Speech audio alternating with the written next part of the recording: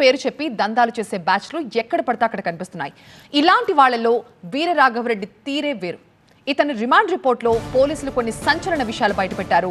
Music టీచర్గా తన career మొదలుపెట్టిన వీరరాఘవరెడ్డి ఒక పద్ధతి ప్రకారం తన ప్లాన్ అమలు చేసేందుకు ఒక ప్రైవేట్ ఆర్మీని రెడీ చేసుకున్నాడు. కొసలేంద్ర ట్రస్ట్ పేరుతో రామరాజ్యం ఆర్మీ ఏర్పాటు చేసి మొదటి స్లాట్లో 5,000 మందిని రిక్రూట్ చేసుకోవాలని టార్గెట్ గా పెట్టుకున్నాడు. 20 నుంచి 50 ఏళ్ల లోపు వయసు ఉన్న వాళ్ళని రిక్రూట్ చేసుకుంటున్నాడు. కనీసం 5 కిలోమీటర్లు నడిచే శక్తి ఉండి తాను చెప్పింది చెప్పినట్టు చేస్తే చాలు. అలాంటి వాళ్లకు జీతాలిచ్చి తన వెంటే తిప్పుకుంటున్నాడు. రామరాజ్యంలో చేరిన వారికి ప్రతి నెల 20,000 జీతంతో పాటుగా వసతి కల్పిస్తామని హామీ ఇస్తున్నాడు ఈ వీరరాఘవరెడ్డి.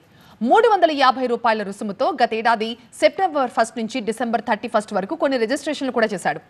2 తెలుగు రాష్ట్రాల నుంచి ఇప్పటి వరకు రామరాజ్యం ఆర్మీకి 1,20,599 రూపాయలు విరాళంగా వచ్చాయి. అయితే అంతకు సిఆర్పిసి సెక్షన్ 340ని న్యాయ వ్యవస్థలోని కొందరు నిర్లక్ష్యం చేశారని, దీని ద్వారా ఆలయాలకు చెందిన లక్షల ఎకరాల భూములు కబ్జాకి గురవుతున్నాయని రామరాజ్యం ఆర్మీ ఏర్పాటు చేసిన వీరరాఘవరెడ్డి తన వాదనగా చెప్తూ ఉన్నాడు.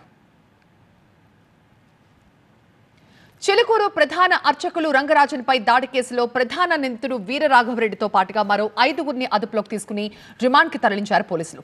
వీరరాఘవరెడ్డిని 5 రోజులు కస్టడీ కోరుతూ ఉప్పరపల్లి కోర్టులో మొయినాబాద్ పోలీసులు పిటిషన్ దాఖలు చేశారు.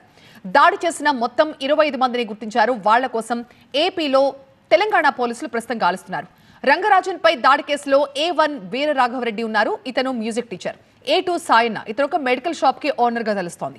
A3గా ఉన్న భూక్యా గోపాలరావు డైలీ లేబర్ గా చెప్తున్నారు. A4గా ఉన్న భూక్యా శ్రీను, ఇతను ఒక టైలర్ గా తెలుస్తోంది. చిలుకూరు ప్రధాన అర్చకులు రంగరాజన్పై దాడి కేసులో వీరరాఘవరెడ్డిని అదుపులోకి తీసుకున్నారు పోలీసులు. అతన్ని కస్టడీకి కూడా కోరుతున్నారు. ఒక మ్యూజిక్ టీచర్గా తన కెరీర్ మొదలుపెట్టాడు వీరరాఘవరెడ్డి. ఒక పద్ధతి ప్రకారం తన ప్లాన్ని అమలు చేసేందుకు ఒక ప్రైవేట్ ఆర్మీని కూడా రెడీ చేసుకున్నాడు.